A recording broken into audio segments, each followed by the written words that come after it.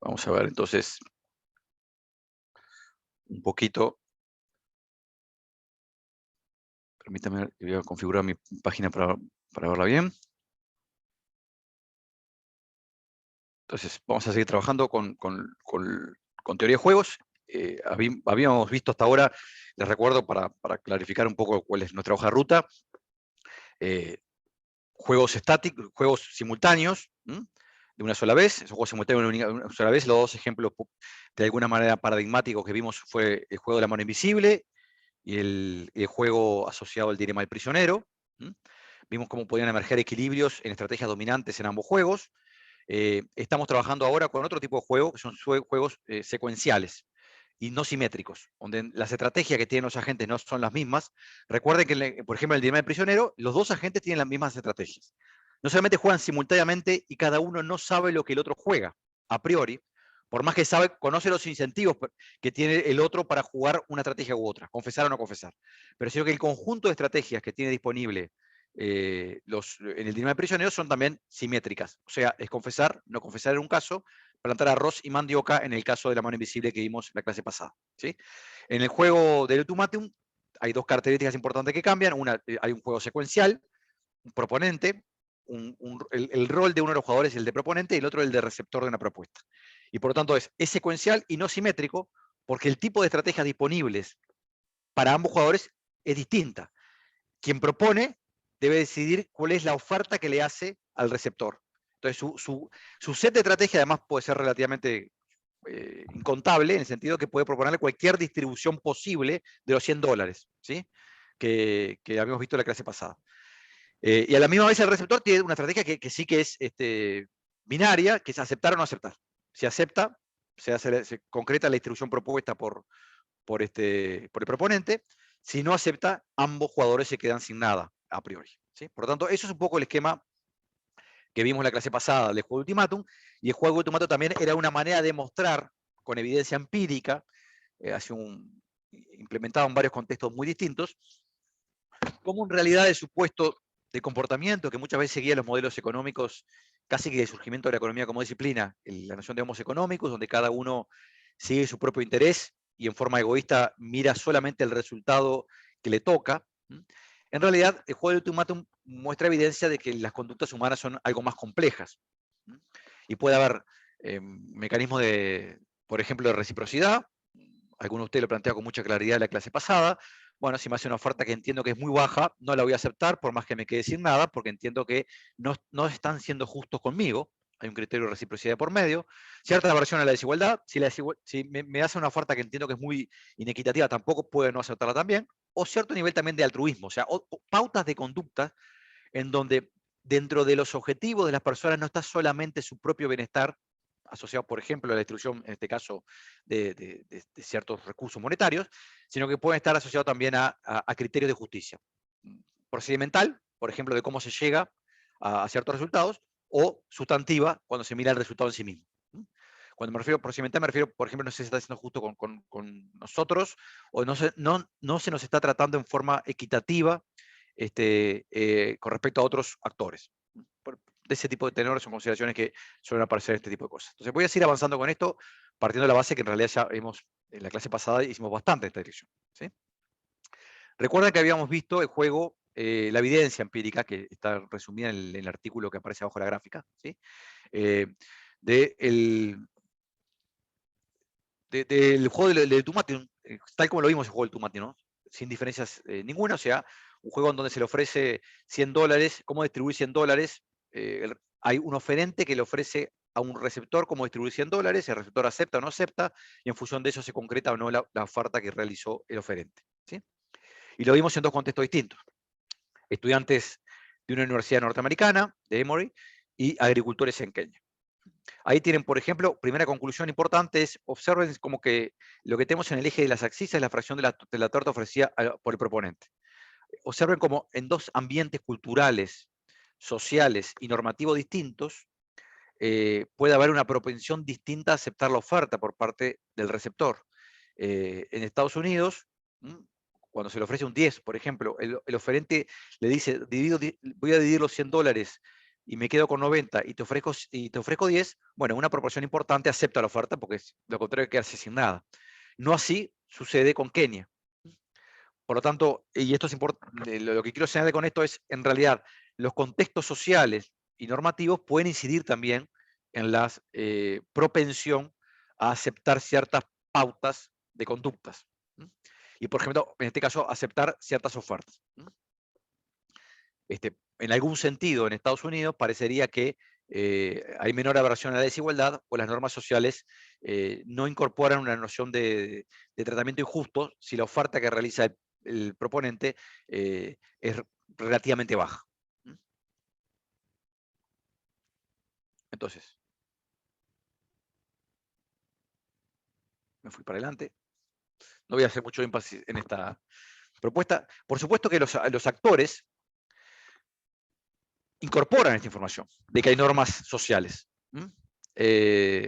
Observen que, por ejemplo, en Kenia, el 50% de los agricultores ofreció una distribución más justa, 60-40.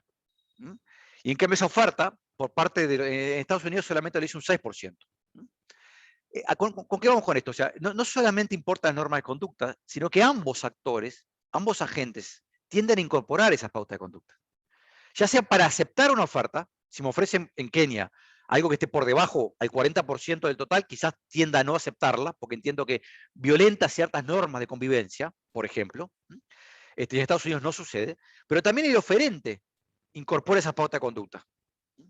Y esto es bien importante en el entendido de que en los juegos todos conocemos también cuáles son las pautas de conducta o cuáles son la propensión a aceptar ofertas que puedan tener los otros agentes que intervienen en un juego o una interacción social concreta como esta.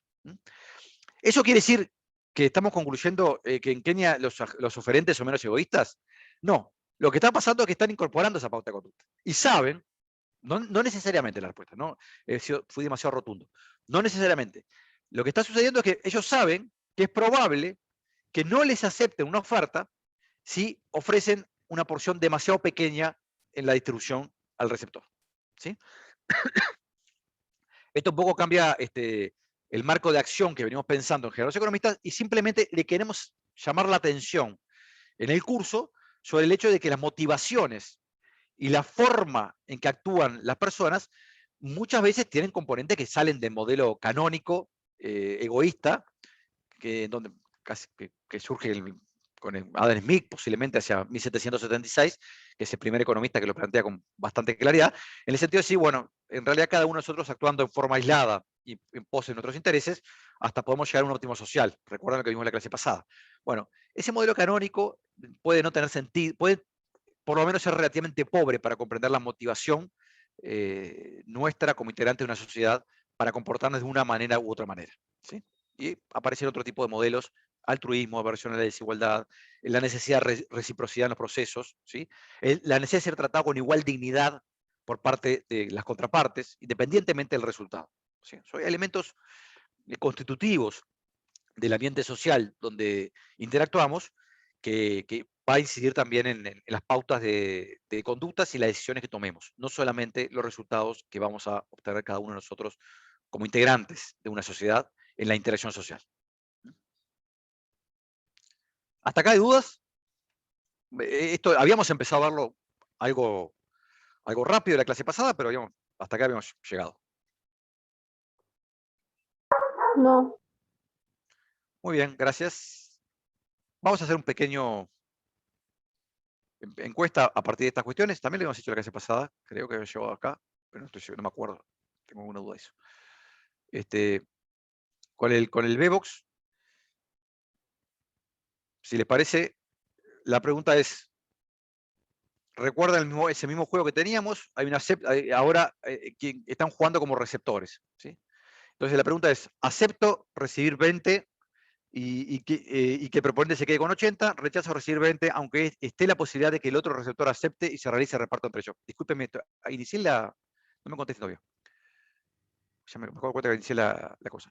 Pero acá hay un cambio en los criterios que vimos antes. Ustedes la clase pasada, cuando les hicimos esta pregunta, y los únicos jugadores plausibles son el oferente y el receptor, casi que se distribuyeron mitad y mitad entre quien aceptaba y no aceptaba la oferta. Con algunos criterios, con algunos razonamientos que ustedes mismos esbozaron, que tienen que ver con el hecho, bueno, voy a aceptar aquellos que aceptaron porque si no me quedo sin nada, estamos mirando solamente los resultados, o aquellos que dijeron, bueno, prefiero no aceptar porque entiendo que no me están tratando bien en algún sentido, o porque no es recíproco, o porque la distribución final es muy desigual, bueno, por lo que querramos, ¿sí?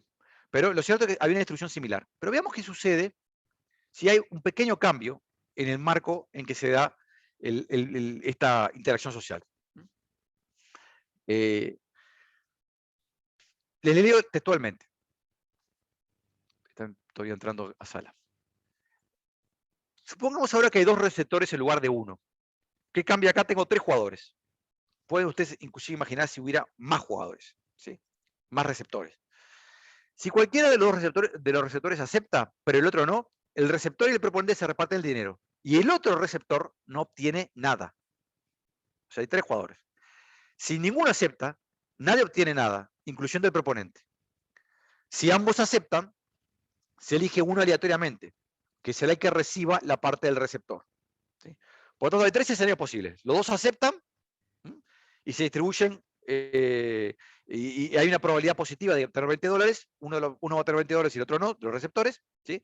Uno acepta y el otro no acepta, entonces el que acepta se queda con los $20, y si ninguno de los acepta, ninguno de los 3, ni los receptores, ni el proponente, se quedan con nada.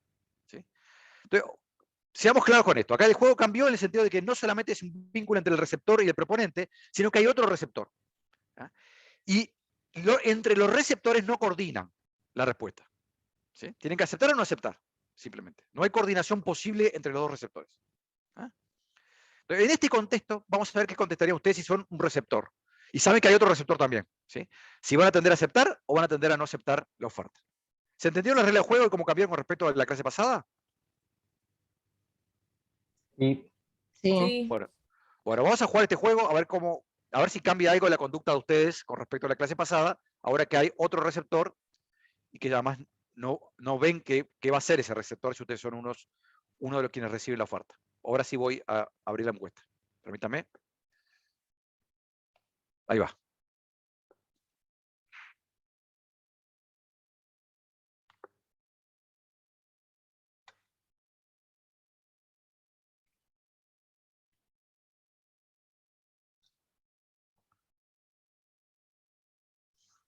Se cerró, creo, profe.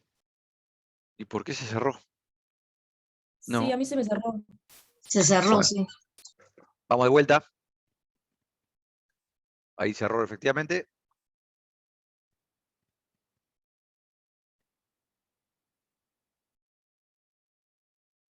A ver si ahora podemos. Ahí, a ver, ¿abrió? ¿De vuelta? Sí, sí. Ahí están Sí. contestando. Vamos arriba.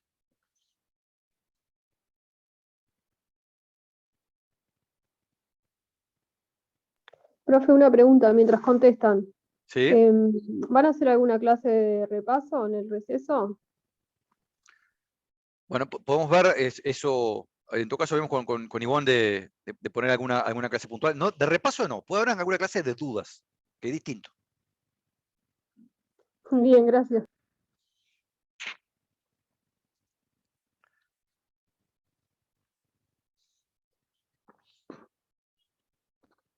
Hola, profe, una duda. ¿Sí? ¿Va a ser como en el primer semestre que en esta materia teníamos clase en el receso? No. Ivonne capaz que está por ahí, que dio clase también ahí, pero No. no tenemos previsto eso porque hemos completado los temas previstos para la revisión. Muchas gracias. No, el primer semestre teníamos 3 revisiones, por eso, como estaban más divididas las pruebas, seguíamos dando clases en el receso, pero ahora pasamos a un régimen más normal, digamos, en el que receso tenemos las pruebas y fuera del receso no hay nada, solo controles. Bueno, voy a terminar la encuesta. ¿Y por qué se me fue? Ahí está igual, me contestaron. Observen que ahora la mayoría de ustedes, a diferencia de lo que sucedió en el esquema anterior, la mayoría de ustedes tendió aceptar la oferta. ¿Por qué cambió la conducta de usted? ¿Qué elemento apareció arriba de la mesa que hizo que en un juego que parecería ser similar, donde en realidad los resultados planteados son básicamente idénticos a lo que teníamos antes, pero donde aparece un tercer jugador, que ustedes tienden ahora a aceptar más la oferta que le realiza el proponente? ¿Qué estará pasando?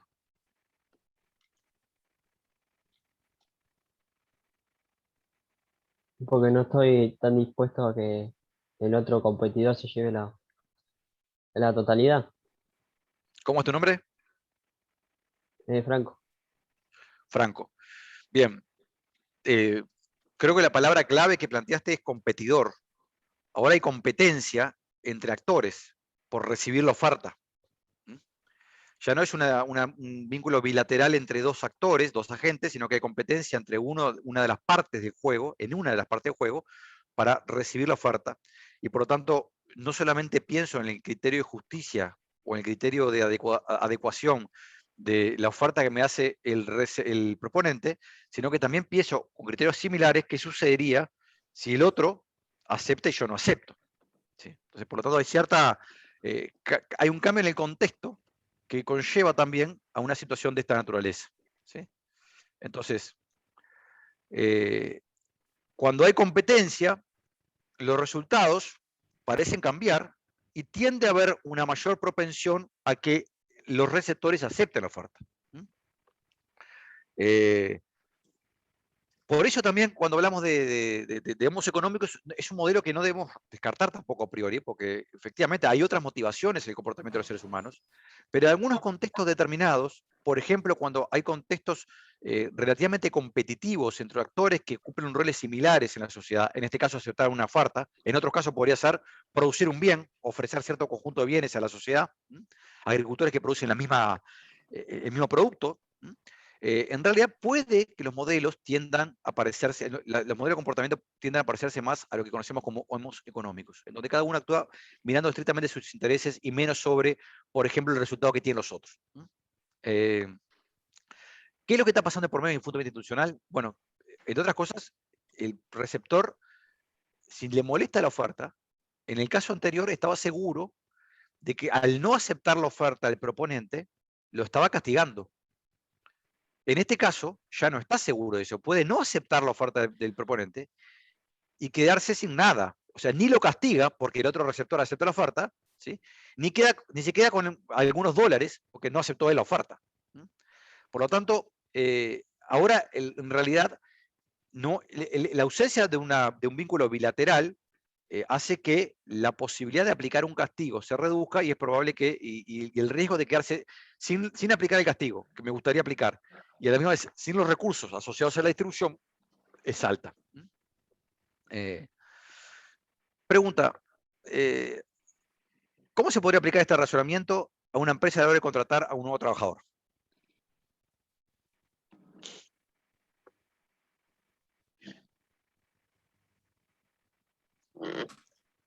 ¿Cómo, profe? ¿Puede repetir? Ahora, hemos visto un esquema de ultimátum donde parece un juego casi que de mesa, de comedor en la casa nuestra. ¿Sí? Entonces, pero veamos un ejemplo distinto de ultimátum. Y ahora la oferta es entre un empresario y un trabajador. Y el empresario le dice al trabajador, te ofrezco $20, yo me voy a quedar con $100, me voy a quedar con $80 de la producción y te ofrezco un salario de $20. En realidad tiene un formato, un gusto, si se quiere, un juego del ultimátum. La oferta es o aceptas o no. Supónganse que viven solos en una isla, ambos. O en realidad en un pueblo y le venden a un tercer pueblo. Y en realidad, si el trabajador no acepta la oferta, el empresario se queda también sin nada, porque no logra hacer producir la fábrica. O, si quiere, la producción agrícola. En ese caso, puede que el trabajador se comporte como el primer juego del ultimátum. Tiene incentivos de decir, bueno, siento que me está tratando de forma injusta, puedo no aceptar la oferta y lo castigo, y ninguno de los dos nos quedamos con nada vinculado a esa producción. Ahora, si hay muchos trabajadores dispuestos a recibir ofertas, ¿será tan claro esto?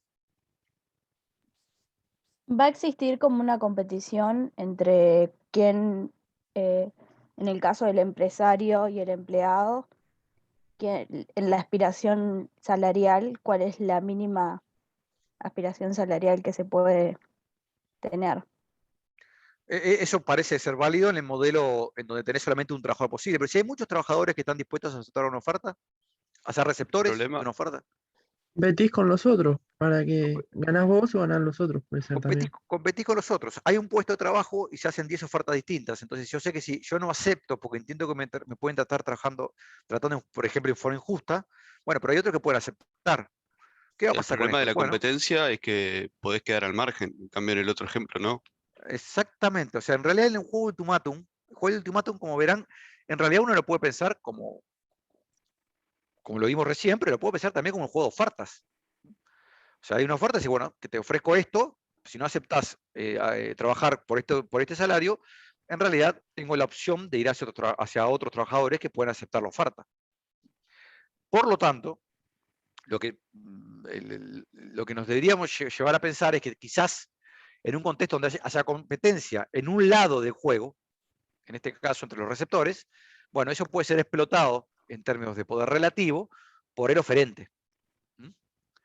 Ustedes acaban de contestar en ese sentido. De hecho, cuando apareció un receptor más, ya dejó de ser tan claro que había un número importante de ustedes que estaba dispuesto a no aceptar la oferta. Y bueno, algo parecido puede suceder también en el mercado de trabajo. Fíjense como pequeños, bueno, quizás no sean tan pequeños, pero con cambios en las reglas de juego, como el hecho de que aparezca más de un receptor, pueden cambiar sustantivamente los resultados de la interacción social de ese juego. Ese mensaje que también queremos transmitirle con esto. ¿Sí? ¿Está claro? ¿Dudas? Vamos a avanzar un poquito.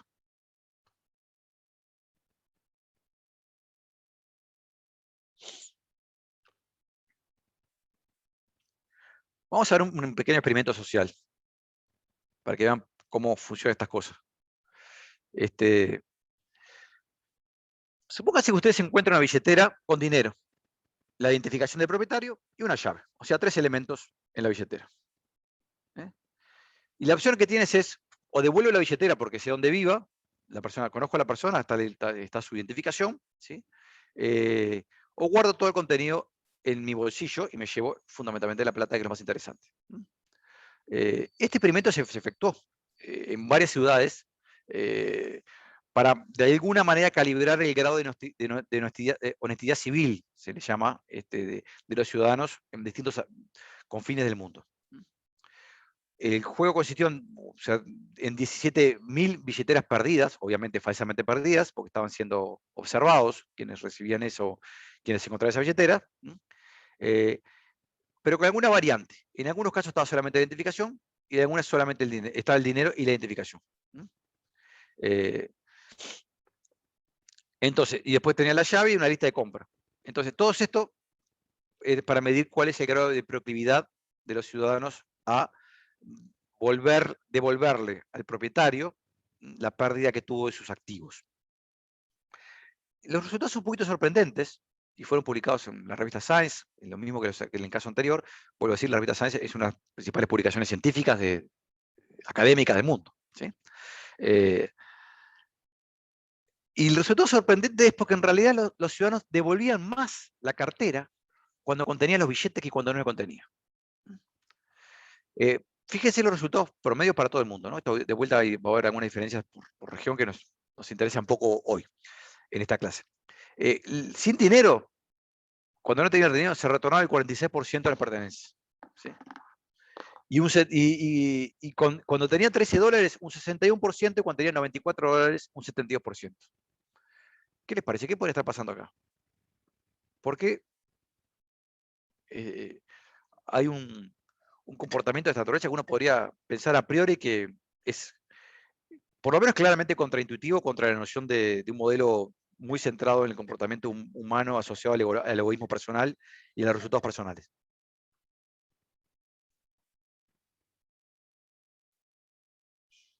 ¿A nadie se le ocurre? ¿Todos se quedarían con la billetera y los $94 en el bolsillo?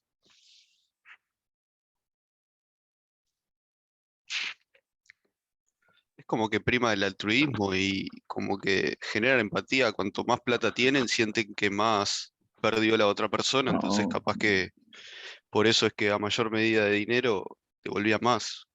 Capaz que sentían eso de que una empatía con la persona que perdió la plata, supongo. Has dado una respuesta convincente. O sea, efectivamente, una de las razones puede ser que, bueno, cuando veo que está nada más que la cédula de identidad y tengo que tomarme el trabajo de devolverlo porque me lleva un esfuerzo, bueno, tiendo a no hacerlo. Pero cuando veo que la persona perdió un activo mucho más relevante, en realidad puedo tender a tener una propensión altruista y decir, bueno, esta pérdida es importante para la persona, tiendo a devolverla más. ¿Sí? Entonces, eso es una respuesta adecuada, pero obviamente nos muestra pautas de conducta y de comportamiento humano que son bastante alejadas de lo que solemos pensar en algunos modelos muy simples de economía. ¿Sí? Entonces, ahí tenemos algunos elementos que vale la pena. Después hay el otro elemento que Diego mencionó el tema del altruismo. El otro elemento tiene que ver con la aversión a la percepción de los otros. O sea, si yo veo una billetera que tiene nada más que la cédula de identidad y una lista y una llave, bueno, en realidad nadie parecería acusarme de ladrón si francamente no lo devuelvo. Ahora, si claramente tiene dinero es porque la forma que me van a percibir es que hice esa maniobra para quedarme con el dinero. Por lo tanto, eso es interesante como resultado. Hay diferencias entre los países. Y si ustedes ven el estudio, ahí tienen una referencia en YouTube, van a encontrarse también que hay otros factores que inciden. Las características de las políticas públicas de los países, que tan universales son, por ejemplo, políticas públicas, el nivel educativo, por supuesto, y algunos componentes de valores culturales y idiosincráticos de las sociedades donde se aplicó esta prueba. Conclusión nuevamente de todo este escenario es que, bueno, las normas sociales inciden en nuestra forma de comportarnos. Lo que nuestros pares, lo que los integrantes de nuestra comunidad entienden que es correcto o no correcto, o aceptable o no aceptable, puede no determinarnos, pero sí nos incide. Y hay menos actores que están dispuestos a salirse de esos, por ejemplo, de esas pautas de funcionamiento que están asumidos como base de la convivencia en una comunidad determinada. ¿Está claro esto? Acá quiero saber, claro, no estoy emitiendo juicio de valor, porque, por ejemplo, puede haber pauta de comportamiento donde hay ciertas conductas de la persona que no están siendo aceptadas, que para nosotros podrían ser normales. Por ejemplo, creo que en Uruguay asumimos como un elemento constitutivo importante la libertad individual en cuanto a un conjunto de opciones. En otros países, por ejemplo, opciones vinculadas al respeto y la convivencia entre nosotros y que no es razonable la violencia intrahogar. Bueno, en otros países eso puede no estar aceptado con tanta naturalidad y eso no quiere decir, y se acepta la presencia de castigos corporales hacia niños o hacia mujeres como parte de la vida social. En ese sentido, las pautas de conducta pueden, no estoy haciendo ningún juicio de valor sobre qué es importante o no que las pautas de conducta sociales sean asumidas por todos los integrantes de una sociedad, porque también depende de cuáles son las pautas de conducta y los marcos normativos y de juicio de valor que cada uno de nosotros esté en condiciones de hacer al respecto. ¿Sí? Vamos a seguir. Vamos a ver.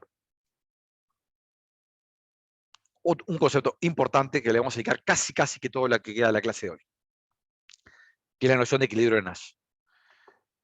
Nash, John Nash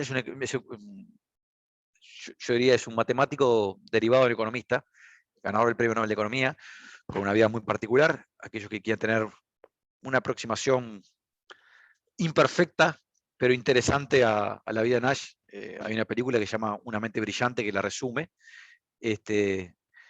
pero es un autor y es un economista que hizo aportes muy importantes para seguir avanzando en la comprensión de estos procesos de integración social que se resumen en los juegos, en la teoría de juegos. Y vamos a ver un concepto de equilibrio en particular, que en algún sentido avanza algo más sobre la posibilidad de determinar algunos equilibrios posibles de interacción social, más allá de lo que ya vimos, que tiene que ver, por ejemplo, con la presencia de equilibrios en estrategias dominantes. ¿Sí? Entonces, vamos a sacarle un poquito de la clase a esto. Yo vuelvo a decir, más allá que por supuesto me voy a tener en los conceptos, estoy partiendo de la base de que todos ustedes han leído, ¿sí?, sobre el texto de base del curso. Por lo tanto, partimos lo que acabo de decir. El punto de partida nuestro hasta ahora es que la estrategia que van a elegir los jugadores, tanto en la mano invisible como en el dilema del prisionero, no dependía de lo que el otro hacía. Por eso había estrategias dominantes. Si los jugadores tenían estrategias claramente dominantes, cada jugador tenía una estrategia claramente dominante. Y eso sucedía tanto, vuelvo a decirlo, en un lugar donde arribábamos a un óptimo social, como es en el juego de la mano invisible, como en aquel lugar donde el equilibrio, también estrategias dominantes, nos llevaba a un óptimo, a un equilibrio que no es un óptimo social, como es en el dilema del prisionero.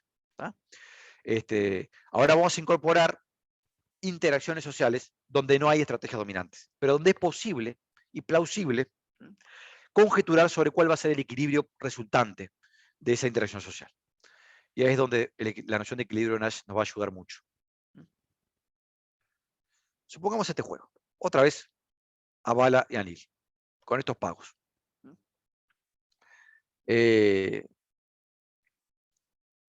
Lo que le cambiamos un poquito es la matriz de pagos. Tenemos de vuelta juego simultáneo, tenemos 2 estrategias y 2 jugadores. Las estrategias además son simétricas, plantar mandioca o plantar arroz, y lo que tenemos acá es la matriz de pagos. Vamos a analizar someramente y de a poco cuál es la mejor estrategia que tiene cada uno de los agentes ante las estrategias que puede tomar el otro. Primera pregunta, ¿cuál es la mejor respuesta de Anil si Bala eligió cultivar arroz? A ver quién me contesta. Si Bala Mandioca. cultiva arroz, mandioca. O sea, lo que va a hacer Anil es cultivar mandioca. ¿Sí? ¿Están de acuerdo todos con eso? Porque si cultiva arroz también, gana 0. Si cultiva mandioca, gana 4. Ante la estrategia de Bala. Segunda pregunta. ¿Y cuál es la mejor respuesta de Anil si Bala eligió cultivar mandioca? Cultivar mandioca. Entonces, si exactamente, a ver, de vuelta. ¿Cuál No, es? Si arroz, Bala no, cultiva mandioca, estamos acá. ¿Sí? ¿Qué es lo mejor que puede hacer? va la mandioca. Arroz, Arroz. ¿no? Está bien. ¿Por qué arroz? A ver, sí. Porque le da 2 de... Ah, perdón. Sí, adelante. Ah, porque le da 2. Y si Exactamente. planta mandioca le da 1. Muy bien. Entonces, en realidad, observen que acá hay un cambio en el juego. Con respecto a lo que vimos en la clase pasada. Ya no es cierto que hay una estrategia dominante para Anil. No es cierto que hay una estrategia que es siempre mejor que la otra, independientemente de lo que haga Bala. Ahora, la mejor respuesta de Anil, su mejor estrategia, su mejor respuesta, depende de lo que juegue Bala.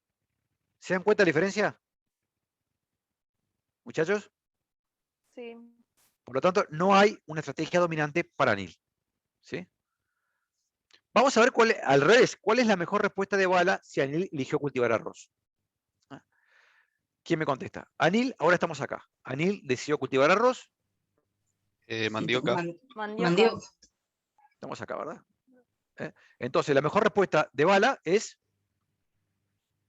como ustedes bien dijeron, Mandioca. ven que tengo que salir de acá. No me deja. Ah, ya me salí. La mejor respuesta de Bala es cultivar mandioca.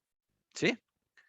Ahora, ¿y cuál es la mejor respuesta de Bala si Anil eligió cultivar, en este caso, mandioca? Arroz. Estamos en este otro caso, ¿verdad? Entonces, ¿por qué arroz? Contame. Porque obtiene un mejor pago que si hubiera elegido mandioca. Ahí está. Entonces tenemos, las dos circunstancias que tenemos en este caso son circunstancias en donde observa que también para Bala la respuesta que tiene no es independiente de lo que haga Anil. Entonces, vamos a ver qué pasa en esas dos configuraciones. Ya sabemos que hay dos posibles configuraciones de equilibrio, pero no hay en primer lugar, puede no haber un solo equilibrio, ¿sí? Y en segundo lugar, tenemos que ver cuál es el mejor equilibrio posible dentro de estos. Primera pregunta, ¿cuántos equilibrios en estrategias dominantes hay? Dos. ¿Estrategias dominantes? ¿Hay estrategias dominantes? Ninguno. Ninguno. ¿Mm? No hay una estrategia dominante. Lo que va a haber son equilibrios de Nash. Y un equilibrio de Nash, ahora lo vamos a definir más formalmente, es una situación donde cada jugador está jugando su mejor estrategia, dada la estrategia del otro. ¿Sí? Por ejemplo, acá cuando Bala juega arroz, la mejor respuesta de Anil, ustedes ya me dijeron, es jugar mandioca. Y cuando Anil juega mandioca, la mejor respuesta de Bala es jugar arroz. Por lo tanto, este es un equilibrio de Nash. También tenemos el equilibrio de Nash en esta situación, en donde Anil juega arroz y la mejor respuesta de Bala ante el juego de Anil de arroz es jugar mandioca. Y simultáneamente, lo mejor que puede hacer Anil, si Bala juega mandioca, es jugar arroz. Rodrigo, hay una pregunta en el chat que me parece que es interesante para compartir con todos, que pregunta si en un equilibrio de Nash nunca puede haber una estrategia dominante. Bueno, estrictamente hablando, en un equilibrio de Nash, el concepto de equilibrio de Nash podría abarcar la noción de estrategia dominante. ¿Sí? O sea, dicha manera, cuando tenemos un equilibrio de estrategia dominante, también es un equilibrio de Nash, porque ese equilibrio es la mejor respuesta a lo que hace el otro. ¿Sí? Pero la noción de equilibrio de Nash es más amplia. Ya no requiere la presencia de estrategias dominantes, como en este caso. Observen que acá no hay estrategia dominante y hay un posible equilibrio. Fíjense como la configuración, por ejemplo, que Bala juegue arroz y Anil juega arroz, no es un equilibrio de Nash. ¿Por qué? Porque si Bala juega arroz, ¿qué es lo mejor que puede hacer Anil? ¿Jugar arroz también? Ya me contestaron esta pregunta. No, jugar mandioca. Claro, entonces no es un equilibrio de Nash. Lo mismo sucede acá abajo. Si Anil juega mandioca, ¿lo mejor que puede hacer Bala es jugar mandioca?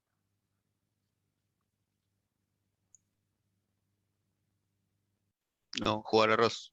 Jugar arroz. Entonces observen como de alguna manera en estos dos cuadrantes, donde ambos juegan arroz o ambos juegan mandioca, no son equilibrios de Nash. ¿Sí? No hay estrategia dominante, pero hay sí dos posibles equilibrios. Otra característica importante. Si estamos, uno puede mirarlo de manera distinta. Bueno, si estamos en un equilibrio como el siguiente, no hay incentivo, como el siguiente me refiero a que estamos en los pagos 2-2, ¿sí? En este cuadrante, donde tengo el marcador. No hay incentivos para que ninguno cambie su decisión. Dicho de otra manera, dado que Bala está jugando mandioca y Anil arroz, ¿Anil tiene incentivo de pasarse de jugar mandioca? No tiene incentivos. Porque si juega mandioca pierde 1, pasa de 2-1. Y al revés, dado que Anil juega arroz, ¿Bala tiene incentivos de dejar de jugar mandioca para pasar a jugar arroz? Perdón, de dejar jugar. Lo dije al revés. Dado que Anil juega arroz, ¿Bala tiene incentivo de dejar de jugar mandioca? Tampoco. Por lo tanto, no hay que. Vuelvo a lo mismo. Acá no hay equilibrio de estrategias dominantes, pero hay dos posibles equilibrios. La noción de equilibrio Nash es una situación en donde cada jugador está aplicando la mejor estrategia que tiene, dada la estrategia que está jugando el otro. Y hay que comprobarlo en los dos lados, para el lado de Bala y para el lado de Anil, para que ustedes identifiquen un equilibrio. ¿Sí? Y puede haber más de un equilibrio. Esto es una situación clara, donde en realidad, bueno, la economía puede llegar a una situación, no sabemos cuál va a ser el equilibrio al cual va a llegar la economía. Y obviamente hay uno que es mejor que el otro. ¿Cuál es el equilibrio deseable para ambos jugadores? Mandioca arroz. Mandioca-Ross, ¿sí? Porque ahí tienen mejores pagos ambos jugadores. Ahora, a priori, no hay nada que asegure, a través de la libre decisión descentralizada de Vale de Anil, ¿sí?, de que arribemos a mejor equilibrio social en estos casos. ¿Cuál va a ser el equilibrio preponderante? Bueno, va a depender de varios factores. Por ejemplo, históricos. Bueno, puede haber una situación tal en donde los cultivadores aprendieron a cultivar mandioca y no se hicieron la pregunta de cómo cultivar arroz. Puede haber temas tecnológicos, puede haber temas de poder relativo. Bueno, hay muchas razones por las que puede llegar a una situación u otra. Por lo tanto, no hay equilibrios dominantes, pero sí equilibrios. Observen que al igual que en el caso de la mano invisible, mandioca-arroz es un equilibrio, ¿sí?, pero no es el único. Observen que la situación donde no hay equilibrios es donde los dos producen lo mismo, o mandioca o arroz. Pero puede haber un equilibrio en donde cada uno se especialice en el producto para el cual son menos productivos, que es en el cuadrante que está arriba hacia la derecha. Acá Bala produce mandioca y Anil produce arroz, pero en realidad lo mejor que pueden hacer ambos es cambiar la producción. Natalia, estás levantando la mano. Sí, perdón. Entonces, no hay estrategias dominantes porque va a depender de lo que el otro jugador haga. Exacto. ¿No? Y exacto. sí hay equilibrios de estrategias dominantes porque hay dos tipos de estrategias. No, hay equilibrios de Nash. No hay equilibrio. Para que haya un equilibrio de estrategia dominante, tiene que haber estrategias dominantes. Ambos jugadores tienen que tener una estrategia dominante. ¿Está? Entonces hay equilibrio de Nash porque no entiendo esa parte, perdón. Porque cada uno está jugando, acá hay dos equilibrios posibles. Fíjate que en Bala, cuando juegan arroz, y cuando Anil juega mandioca y Bala juega arroz, ¿sí?, la mejor respuesta de Anil a que Bala juega arroz es jugar mandioca, porque gana 4, si no ganaría 0. Y la mejor respuesta de Bala a que Anil juegue mandioca es jugar arroz, porque lo contrario ganaría 0. Entonces, hay un equilibrio de Nash, que no es un equilibrio de estrategias dominantes, porque en este caso, ¿sí?, cada uno está jugando su mejor respuesta a lo que hace el otro. Pero también sucede lo mismo en este otro equilibrio acá arriba. No es un equilibrio de estrategia dominante porque ninguno de los dos tiene una estrategia dominante. O sea, la mejor respuesta de Bala o la mejor respuesta de Anil depende de lo que el otro haga. No es como sucedía en el caso de la mano invisible o el dilema del prisionero, que independientemente de lo que el otro jugador hiciera, lo mejor que podía hacer el jugador era o confesar en un caso, dilema del prisionero, ¿sí?, o producir en el otro caso mandioca y arroz, como estamos en el caso. ¿Sí? ¿Está claro, Natalia? Sí, o sea que ahí se va a decidir de acuerdo a la especialización de cada jugador. Más o menos, claro. No, sí, no. A ver, tenemos dos equilibrios donde se especializa, pero hay un equilibrio que es de mala calidad, entre comillas. Y no podemos decir a priori que se van a ubicar en el equilibrio de mejor calidad, que es el de 4-4, con estos pagos. ¿Sí? Bueno, si no tenemos más elementos, lo único que podemos decir de este juego es que hay dos equilibrios posibles. No podemos afirmar a cuál de ellos se va a arribar. Ya no es tan claro ni que la interacción social lleva a resultados socialmente subóptimos, como el dilema del prisionero, ni que la interacción social lleva a resultados óptimos, como en la mano invisible. Bien, gracias. Están preguntando acá en el chat la diferencia concreta entre Nash y la mano invisible, como que hay ahí una confusión. Digo, hay varias diferencias. Pero... No, a ver, entre Nash y la mano invisible no, entre un equilibrio de Nash y un equilibrio de estrategias dominantes. Bueno, sí, recuerden, lo dije simplificadamente, perdón. No, porque es importante tener en cuenta que cuando vimos del dilema del prisionero y la mano invisible, el tipo de equilibrio es el mismo. Es un equilibrio en estrategias dominantes. Porque en ambos juegos que vimos en la clase pasada, en ambos juegos, cuando independientemente, en el caso del dilema del prisionero, independientemente de lo que hiciera el otro prisionero, a mí me convenía confesar. Me convenía confesar tanto si el otro confiesa como si no confiesa. Por lo tanto, tengo una estrategia dominante. A mí me sirve confesar. Acá no hay estrategia. Y por tanto, el equilibrio que había, confesar, es un equilibrio que surge por la interacción de las estrategias dominantes de los dos jugadores. Acá no hay una estrategia dominante. Vuelvo a repetirles. Acá, lo que Anil va a hacer, ¿sí? La mejor respuesta que tiene Anil depende de lo que haga Bala. Si Bala juega Ross, lo mejor que puede hacer Anil es jugar Mandioca. Pero si Bala juega Mandioca, lo mejor que puede hacer Anil es jugar a Ross. O sea, que la respuesta, la mejor respuesta que tiene Anil, depende de la conducta que asuma Bala. Por eso no hay estrategias dominantes. Una estrategia dominante, por definición, es una estrategia que para el jugador la va a aplicar siempre porque es su mejor respuesta independientemente de lo que haga el otro. ¿Ah? En un equilibrio de Nash, lo que sucede, por eso hay dos equilibrios, ¿sí? Dos equilibrios posibles de Nash. Lo que sucede es que en ese equilibrio, lo mejor que está haciendo un jugador, lo que está haciendo un jugador es lo mejor que puede hacer, dado lo que hace el otro. Pero no quiere decir que sea una estrategia dominante, porque en realidad sucede lo mismo acá, en estos dos lugares sucede lo mismo. ¿Ah? ¿Está claro? Se puede decir entonces que el juego de la mano invisible te das cuenta porque es un juego altruista. O sea, no voy a... No hay nada de altruismo en el juego de mano invisible. El mano invisible justamente estoy mirando solamente mira el interés personal. ¿Cuánto voy a producir yo? ¿Sí? A ver, partimos, todos estos juegos que estamos viendo en este momento, ¿sí? Salvo el del ultimátum con los casos que fuimos viendo, el problema no es que sean egoístas o altruistas, están mirando sus resultados solamente. ¿Sí? Acá no, la diferencia entre Nash y estrategia dominante no tiene que ver con el altruismo, muchachos. Tiene que ver con que cuando tenemos un equilibrio de Nash, no hay una estrategia dominante. Lo mejor que puedo hacer yo depende de lo que haga el otro. En la mano invisible, lo mejor que puedo hacer yo no depende de lo que haga el otro. Si el otro cultiva arroz o mandioca, a mí me sirve cultivar mandioca siempre. Para Anil. ¿Sí? Por tanto, en ambos juegos, tanto en mano invisible como en este, estamos partiendo de la base que son agentes egoístas. En el único lugar donde incorporamos la posibilidad de que hubiera otro tipo de preferencias es cuando vimos el juego del ultimato.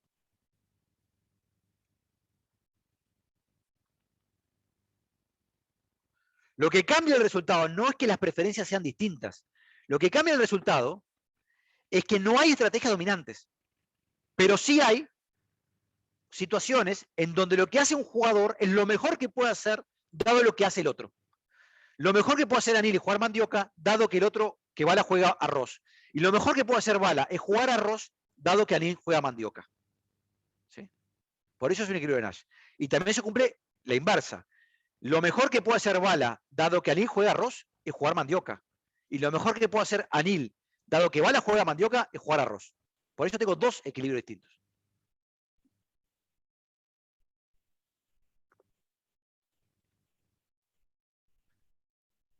¿Se entendió? Sí. Por lo tanto, en resumen,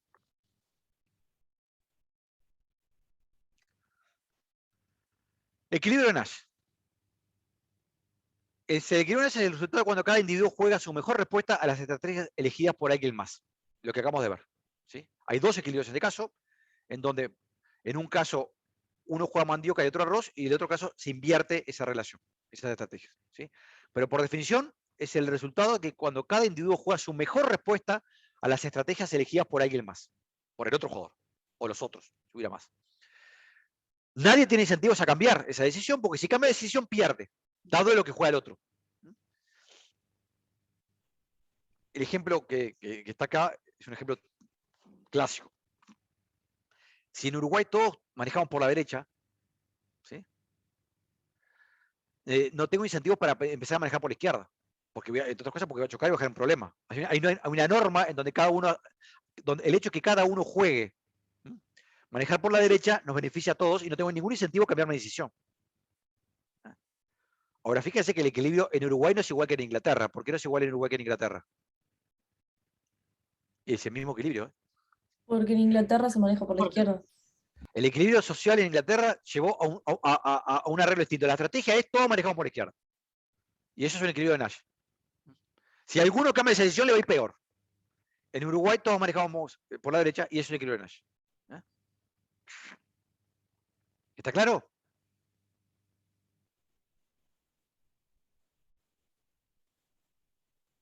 Por lo tanto, volvemos a repasar. Observen, ¿por qué esto es un equilibrio de Nash? ¿Por qué los pagos 4-4, esta configuración, es un equilibrio de Nash? Porque mientras Bala siga cultivando arroz, Bala cultiva arroz, Anil no tiene incentivos para cultivar mandioca, porque pasa de 4-0. ¿Sí? Por lo tanto, Anil no tiene ningún incentivo a cambiar su conducta. Y lo mismo le pasa a Bala. Si Anil está cultivando mandioca, Bala no tiene incentivos de dejar de cultivar arroz, porque pasa de 4-0. Por eso tenemos un equilibrio de Nash. ¿Sí? Observen que lo mismo no pasa en el otro equilibrio de Nash. ¿Sí?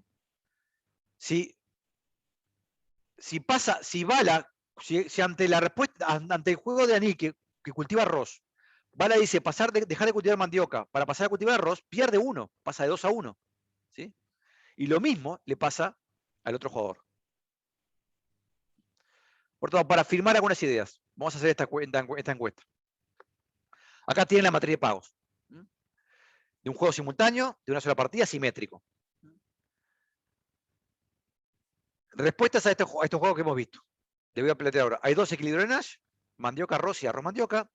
La elección de mandioca es una estrategia dominante para Anil. 3, la elección de arroz es una estrategia dominante para Anil. 4, hay 2 equilibrios de estrategias dominantes. Mandioca, arroz y arroz, mandioca. Vamos a ver cómo fijamos estas ideas con este juego. ¿Sí? Voy a dar inicio a la encuesta. Comiencen, muchachos.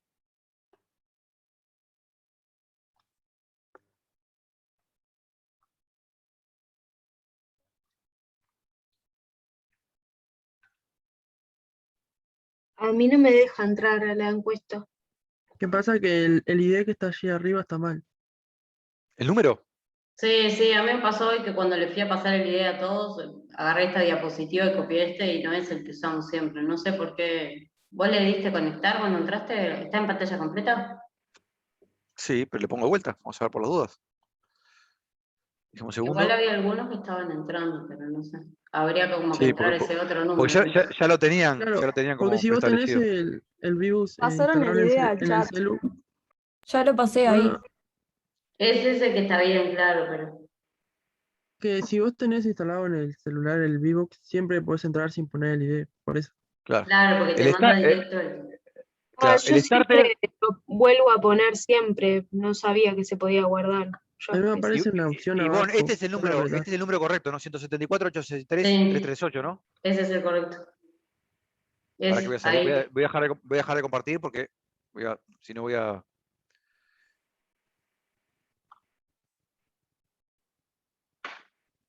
Ahora sí, voy a mostrar.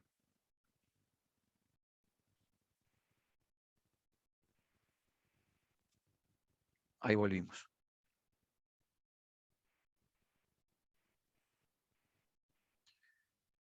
Vamos a ver.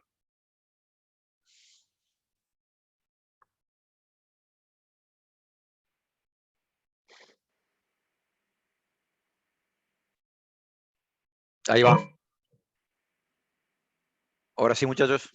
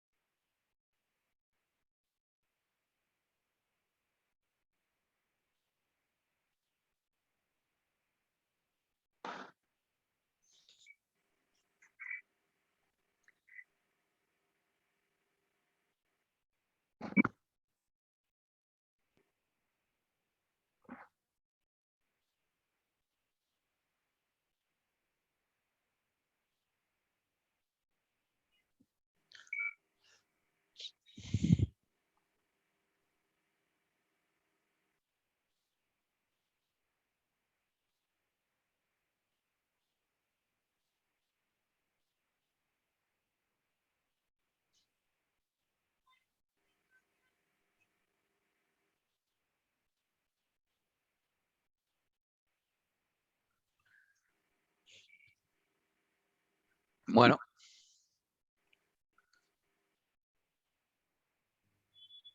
Bueno, vamos a fijar algunos conceptos. La mayoría de ustedes contestó correctamente. Hay dos equilibrios de Nash, mandioca arroz y arroz mandioca. ¿Sí? Alguno de ustedes volvió a insistir con la estrategia dominante. Les vuelvo a decir, lo que repetimos del comienzo cuando vimos el equilibrio de Nash. En este ejemplo no hay estrategias dominantes. La presencia de la estrategia dominante quiere decir que independientemente de lo que haga Bala, a Anil siempre le implicaría jugar mandioca. Y en realidad mandioca no es una estrategia dominante de Anil. Fíjense que si Bala juega arroz, Anil tiene que jugar mandioca. Es lo mejor que puede hacer. Pero si Bala juega mandioca, ¿sí? Si Bala juega mandioca, lo mejor que puede hacer Anil es jugar arroz. Por lo tanto, no hay una estrategia dominante para Anil en mandioca. Depende, para que haya una estrategia dominante, vuelvo a repetir, esto lo tienen que tener grabado de la clase, de los videos, de la lectura del texto, ¿sí? Para que haya una estrategia dominante en mandioca para Anil, a Anil le convendría jugar siempre mandioca, independientemente si Bala juega arroz y mandioca. Y ese no es el caso. Perdón, insisto en ese punto. Lo mismo para aquellos que volvieron a afirmar que hay dos equilibrios en estrategia dominante. No hay equilibrios en estrategia dominantes porque estos dos jugadores no tienen estrategias dominantes. No hay una estrategia dominante para ninguno de los dos. Lo que haga Bala, lo mejor que puede hacer Bala, depende de lo que haga Anil, y viceversa. Por lo tanto, por definición, no hay estrategias dominantes en este juego. Hay sí equilibrio de Nash, como lo definimos hoy. Como la mejor respuesta, una situación donde cada uno de los jugadores está jugando su mejor respuesta a lo que hace el otro. ¿Dudas con respecto a esto? Profe, en el caso que hubiera, consideramos un equilibrio de Nash, un solo equilibrio de Nash, ¿sería una estrategia dominante? No, no tiene por qué. No. Puede haber situaciones de haya un solo equilibrio de Nash en donde en realidad no necesariamente son estrategias dominantes. ¿Sí? Okay. La estrategia dominante es un caso particular del equilibrio de Nash. O sea, porque eso Claro. seguían preguntando en el chat, porque no había quedado del todo claro. Es un caso particular, o sea, el equilibrio de Nash en realidad abarca como todas las posibilidades. Lo que hace Nash, digamos, es ampliar la posibilidad de los equilibrios a que no sean necesariamente en estrategias dominantes, sino de que haya, de que el equilibrio dependa de lo que juegue el otro jugador, que es lo que estamos incorporando ahora. En ese caso hay equilibrio, pero no hay una estrategia dominante, porque lo que juega cada jugador depende de lo que hace el otro.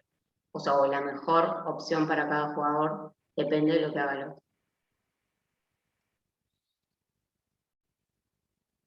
¿Está claro?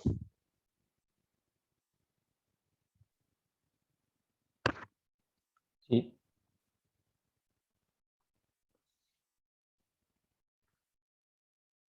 Bueno. Vamos a seguir entonces.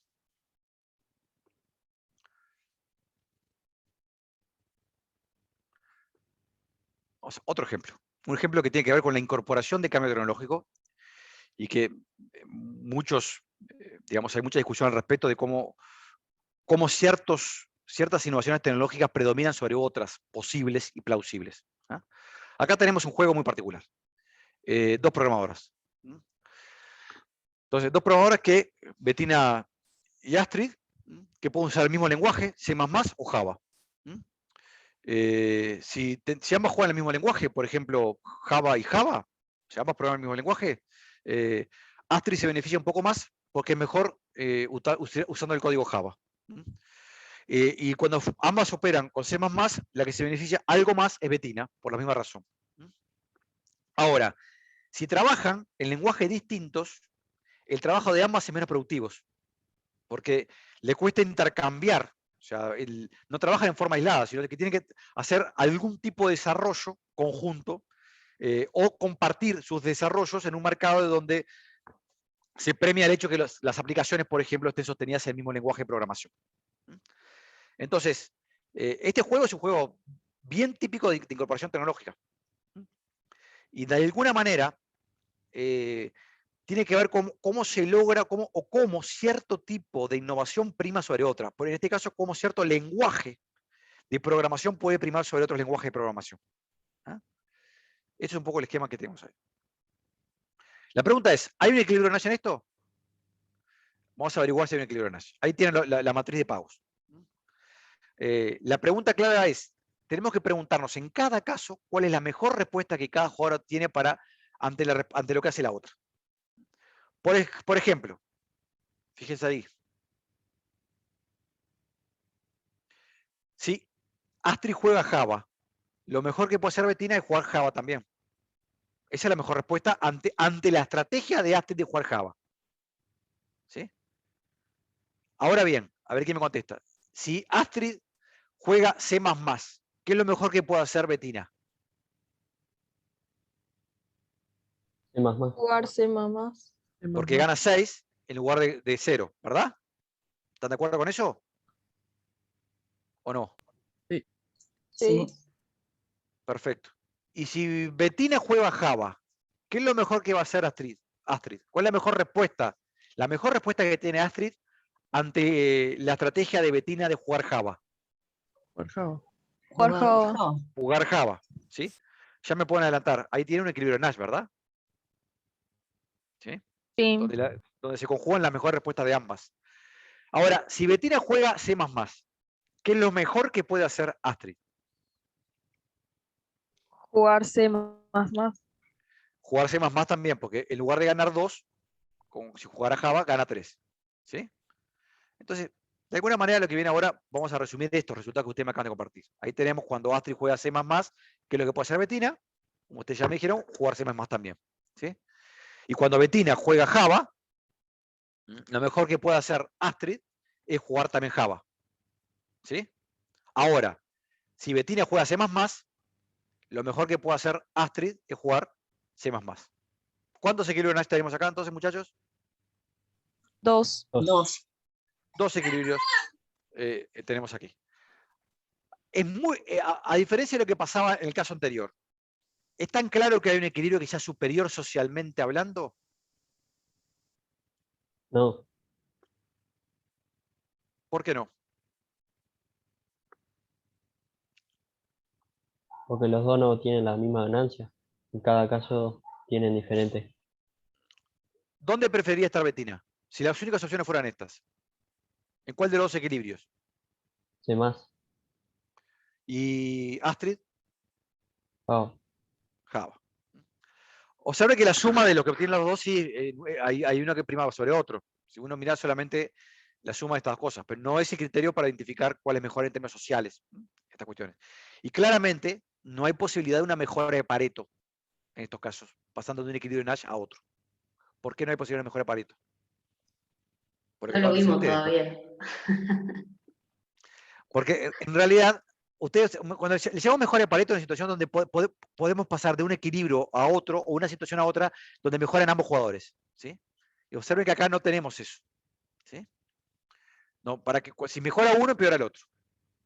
Pero como dice Ivonne, como no lo vimos todavía, no le den importancia a mi comentario. Por lo tanto, ¿cómo se puede resolver este conflicto de interés entre ambas? Vamos a ver alguna actividad que intenta demostrarnos. En primer lugar, acá hay un conflicto de interés. Hay una que, a diferencia de lo que nos pasaba en el caso anterior, Astrid prefiere Java y claramente Bettina prefiere C++. Por lo tanto, vamos a ver algunas pistas al respecto. Puede haber asimetría de poder.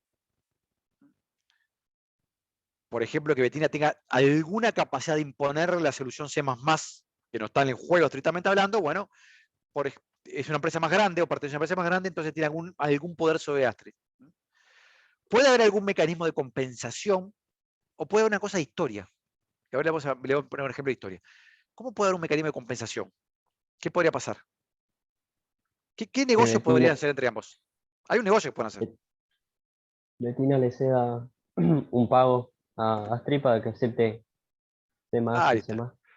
Por ejemplo, si Bettina le da una unidad de lo que obtiene a Astrid y en el C++ ella queda con 5, Astrid pasa a quedar con 4 y ya le da lo mismo a Astrid, estar en Java o en C++. ¿Sí? Pero puede haber historias también. ¿Saben cuáles son las historias a veces? Que en el caso de las tecnologías hay muchos ejemplos de esos. El hecho de que alguna tecnología se desarrolle un poquito antes que otra, aún siendo inferior que la otra, pero logra despegarse más rápidamente. en el caso del lenguaje de programación, aparentemente, yo no soy especialista en el tema, hay algo de esto. ¿Sí? Algunos lenguajes de programación se descartaron, en realidad porque no lograron asentarse como el instrumento principal para el desarrollo de programas informáticos. Porque otros previamente lograron tener una pequeña ventaja relativa en su historia, en ese pliegue. Un ejemplo clarísimo de esto, claro o no, un ejemplo que suele mencionarse es Windows. ¿Sí? Windows es hoy, el de Microsoft, es sin duda el sistema operativo preponderante que usamos todos en nuestros ordenadores personales. No es el único, pero es el preponderante. Eso no quiere decir que en algún momento no existieran otras alternativas, sino el hecho de que Windows tuviera una pequeña ventaja inicial en la historia, cuando comenzó a desarrollarse, hizo que las alternativas que fueron surgiendo no tuvieran espacio para desarrollarse. Pero bueno, es un tema bastante más largo y complejo porque tiene que ver también con la presencia de redes y la posibilidad de cómo determina el hecho de que un consumidor consuma un bien puede determinar también la preferencia por consumir ese mismo bien por parte de otros consumidores. Pero lo veremos en otro momento. Vamos a esto. Pequeña encuesta. Tenemos la matriz de pagos, por ejemplo, puede ser pagos medios en dólares. Pregunta de vuelta para afirmar idea. Hay dos equilibrios de Nash, en Java, C++, C++. Segunda pregunta, si Astrid puede elegir primero el lenguaje y comprometerse a mantenerlo, entonces Java será elegido. Cuidado con la respuesta, para que vean si esto es así o no es así. Si las dos pueden alcanzar un acuerdo de antemano, que incluya una transferencia mensual de $500 de Bettina a Astrid, entonces C++ será elegido. Si las dos pueden alcanzar un acuerdo de antemano, que incluya una transferencia mensual de $3.500 de Bettina a Astrid, entonces C++ será elegido. Tienen que hacer la cuenta, a ver si es plausible que eso suceda. Si hay una posibilidad objetiva de que al incorporar un cambio en las reglas de juego de esta naturaleza, negociación previa, el hecho de que uno de los jugadores juegue primero, o negociación previa, para poder determinar cómo se reparten las ganancias del equilibrio, si esto puede cambiar el resultado. ¿Sí? Con estas negociaciones en particular. Cuidado con las cuentas que hacen. ¿Sí? Voy a poner esto ahora. Comienzo.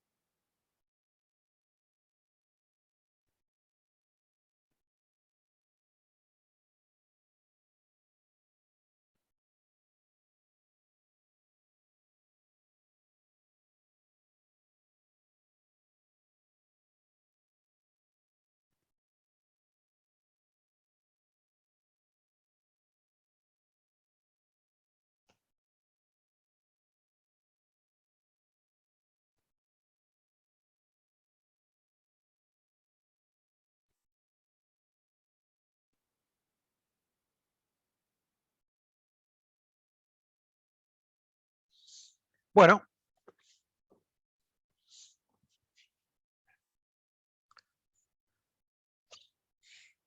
Ahí tiene la respuesta. Muy bien.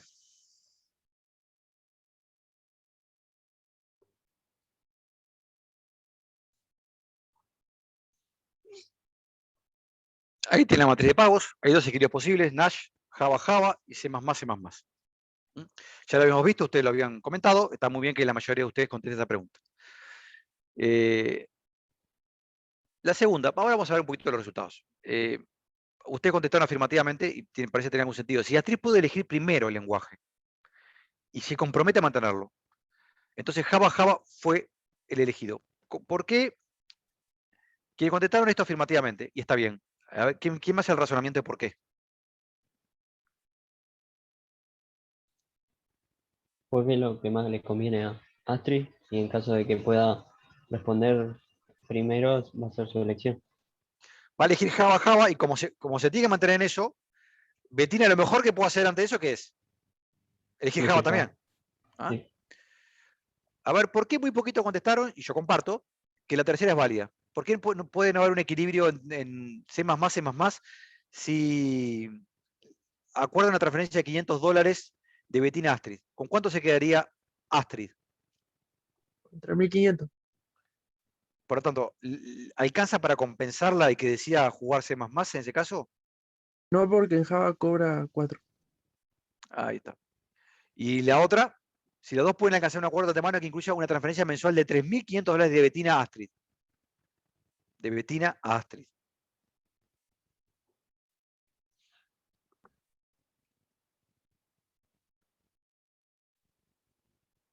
¿Qué les parece? ¿Puede haber un equilibrio ahí?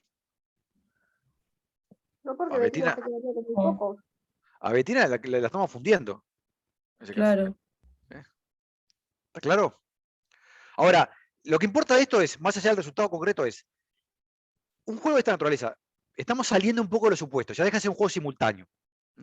Le estamos cambiando las reglas de juego. Pero observen cómo pequeñas variaciones pueden permitirnos comprender por qué un resultado social sucede.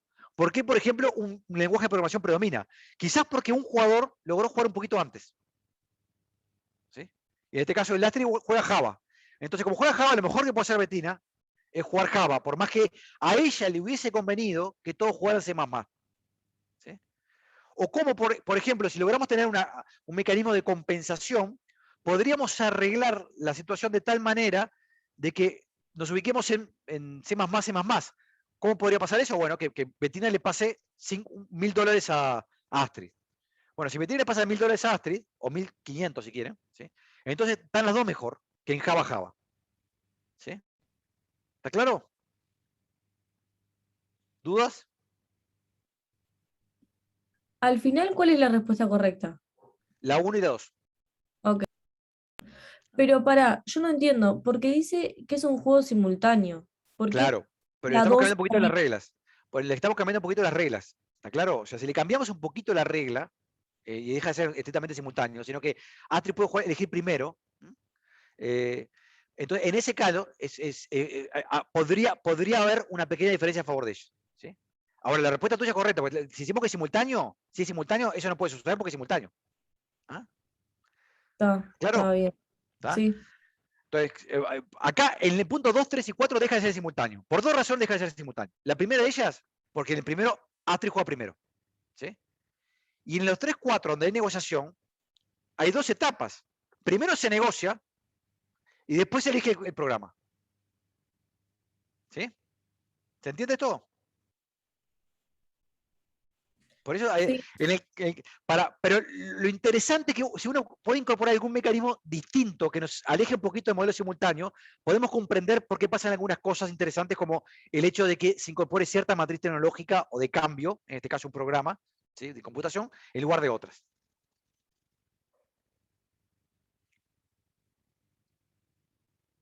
Vamos a ver, nos quedan 40 minutos de clase y como es la última clase vamos a ver una película.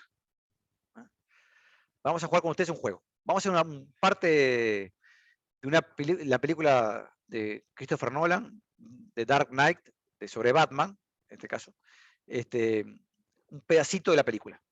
Y vamos a dividirlo, ¿en cuántos grupos vamos a dividir, Ivonne? ¿2 grupos? Los que quieras. No, un poco más. ¿Cuántos son? ¿Cuántos son? En clase yo no 50. estoy viendo nada. Y dividimos de 10 o Dale. 9. Por lo tanto, ahí está. Vamos a dividirlos en grupos para que discutan unos minutos. ¿Sí? Primero vamos a pasar a la película. Luego que vean la película, vamos a intentar que ustedes intenten expresar en lenguaje de teoría de juegos lo que aparece en ese tramito de la película. ¿Ah?